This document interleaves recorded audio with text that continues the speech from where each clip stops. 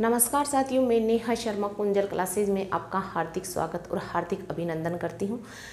जो हमारी रीट का जो बैच चल रहा है, हमने रीट की जो विज्ञप्ति आई है उससे पहले ही हम लोगों ने बैच शुरू कर लिया था, ताकि सभी विद्यार्थी जो निद्रा में है वो जाग जाएं और अपनी तैयारी शुरू कर दें।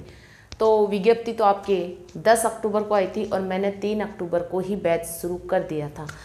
अन्य यूट्यूबर्स आपके पशु परिचर और सीईटी की करवा रहे हैं, वो अच्छी बात है, वो करवाना भी चाहिए क्योंकि वो दोनों वैकेंसी और भी नज़दीक हैं। तो मैं आपको पहले ही जगा चुकी हूँ और अब आशा करती हूँ आप लोग जाग भी चुके होंगे। तो आज हम ये भौतिक प्रदेशों वाली क्लास चल रही थी, उसमें हम उत्तरी पश्चिमी मरुस्थलीय प्रदेश को देख चुके थे और आज हम अरावली पर्वतीय प्रदेश देखेंगे। हम देखो पहले सिलेबस का थोड़ा एनालिसिस भी कर लेंगे कि जो टॉपिक ज़्यादा हार्ड है उनको मैं पहले करवाऊंगी, क्योंकि हार्ड टॉपिक पहले करवा दूंगी और जो इजी यानी जो सरल टॉपिक है उनको बाद में लेंगे, क्योंकि वो सरल तो आप भी पढ़ सकते हो, लेकिन जिनमें थोड़ी कठिनाई आएगी या फिर थोड़ा डिफ़िकल्ट है उनको हम पहले कवर करेंगे, ठीक है। लेकिन ये जो राजस्थान की भौतिक प्रदेश वाला जो टॉपिक चल रहा है इसको तो हम कंप्लीट देखेंगे, क्योंकि बीच में नहीं छोड़ेंगे। बीच में छोड़ने से क्या होता है कि बैलेंस बिगड़ता है। तो राजस्थान के भौतिक प्रदेश ये अपना टॉपिक चल रहा था, उसमें अरावली पर्वतीय प्रदेश। अब सबसे पहले ये प्रथम भौगोलिक प्रदेश है और सबसे प्राचीन है, प्रथम है और सबसे प्राचीन भौगोलिक प्रदेश है। अरावली पर्वत राज्य में जल विभाजक का कार्य करती, इसको इम्पोर्टेंट लगा लो। ये क्वेश्चन कई बार पूछा जा चुका है, कई बार पूछा जा चुका है, रीट में भी पूछा जा चुका है, सेकेंड ग्रेड में भी पूछा जा चुका है। इसके पश्चिम का जल तो खंबात की खाड़ी में गिरता है, खंबात की खाड़ी के माध्यम से अरब सागर में, और पूर्व का जल गंगा में मिलकर बंगाल की खाड़ी में गिरता है। जिलों की बात करें तो 13 जिले आते हैं। इसकी एक ट्रिक है, अजय राजू उसी डूब चिस्पी, अजय राजू उसी डूब चिस्पी, ये ट्रिक है। इस ट्रिक से आपको मतलब कि भूलने की संभावना ना के बराबर हो जाएगी, है ना। इसलिए ट्रिक लाऊंगी मैं, जहाँ ज़रूरत पड़ेगी वहाँ ट्रिक भी लेके आऊँगी, और जहाँ ट्रिक की ज़रूरत नहीं पड़ेगी वहाँ ट्रिक नहीं लाऊंगी, ओके।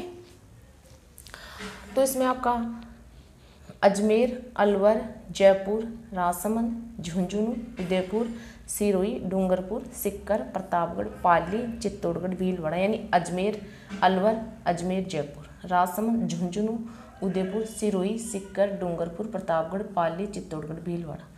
अजय राजू उसी डूब चिस्पी, अजय राजू उसी डूब चिस्पी। लेकिन मैं आपको पहले भी बताई थी कि ज्योग्राफी पढ़ने से पहले आपको मैप भरने आने चाहिए।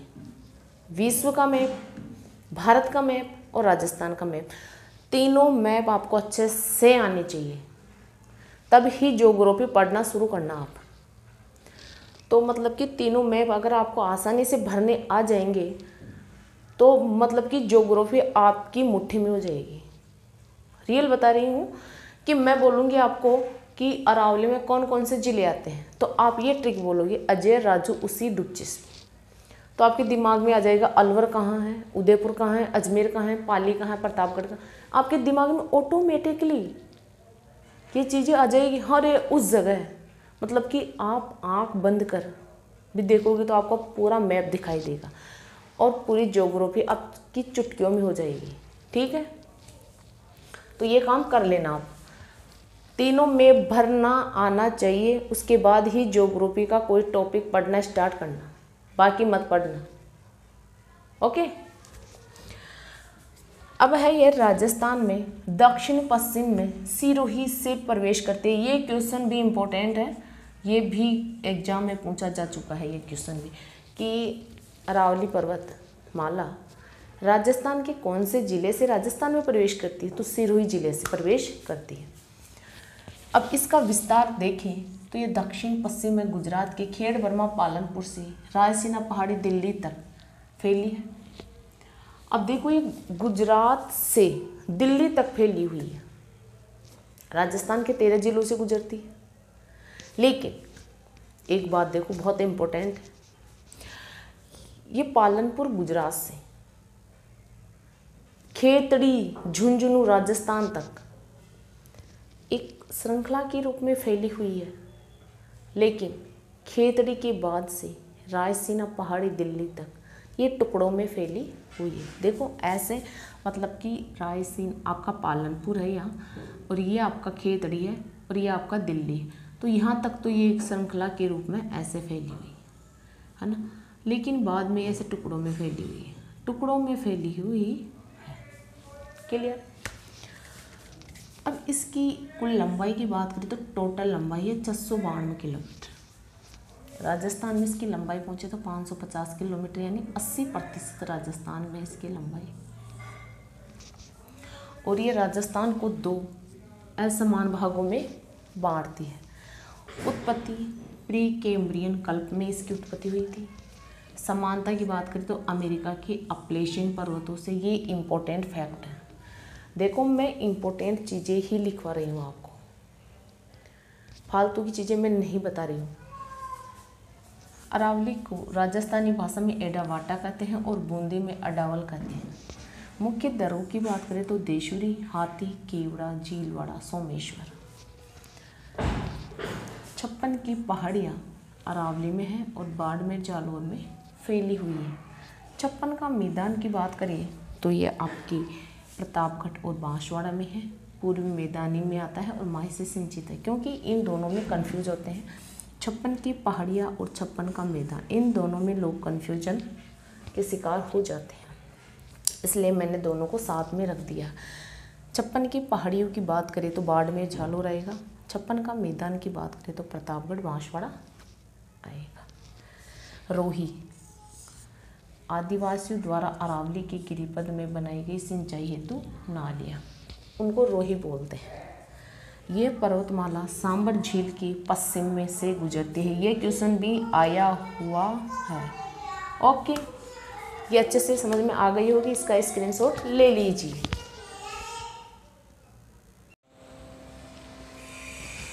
अब बात करते हैं इसकी बची हुई जो बातें रह गई इसके बारे में, उनकी हम चर्चा कर लेते हैं। क्षेत्रफल 9% रखता है, जनसंख्या 10% रहती है, और वर्षा की बात करें तो 50 से 90 सेंटीमीटर यहाँ वर्षा होती है। उपनाम इसे अरब सागर की बेटी भी कहते हैं अरावली पर्वतमाला को। बनावट का विस्तार से वर्णन पूछे तो A.M. हेरोन ने 1923 में किया। पुराणों में इसे परिपत्र कहा जाता है। अरावली की ऊंची चोटियाँ गुरुशिखर, शेर, जरगा, अचलगढ़, आबू, ये सभी चोटियाँ हैं, ये इनकी ऊंचाई है। इसकी ऊंचाई कई जगह 1727 भी मिलेगी, कंफ्यूज मत होना। गुरुशिखर हिमालय व नीलगिरी की पहाड़ियों के मध्य सबसे ऊंची चोटी है। ये देखो इम्पोर्टेंट फैक्ट है, इसको इम्पोर्टेंट लगा लेना। गौरांग घाट गुरुशिखर व आबू पर्वत को जोड़ने वाला दर्रा। उड़िया का पठार अरावली का सबसे ऊंचा पठार उड़िया का पठार है, और ये आपके सिरोही में स्थित है।